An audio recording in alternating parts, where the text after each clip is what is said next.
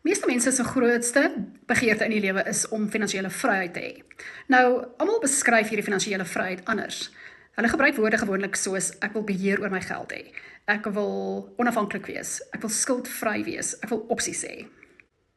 Dis ons elkeen se keuse hoekom ons finansiële vryheid wil hê. Die volgende vraag, as jy besluit het dat dit wel iets is wat jy wil hê, is hoe bereik ek finansiële vryheid? Wat moet ek doen om daarby uit te kom? Ons antwoord is altyd heel eenvoudig, maar nie noodwendig so maklik nie.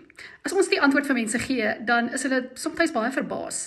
Hulle dink dit kan nie so maklik wees nie. Hulle wil hê dit moet meer gecompliseerd wees. Die eerste stap na finansiële vryheid is deur 'n begroting. Ons glo dat as jy nie jou geld beplan nie, dan gaan jy nie spandeer volgens daardie plan nie en uiteindelik dan nooit beheer oor jou geld hê nie. Indien jy nuuskierig is om te hoor hoe ons na 'n begroting kyk, gaan luister gerus na waar Mia in episode 1 van Geldgeheime praat oor hoe om 'n begroting op te stel en hoe om daarby te bly.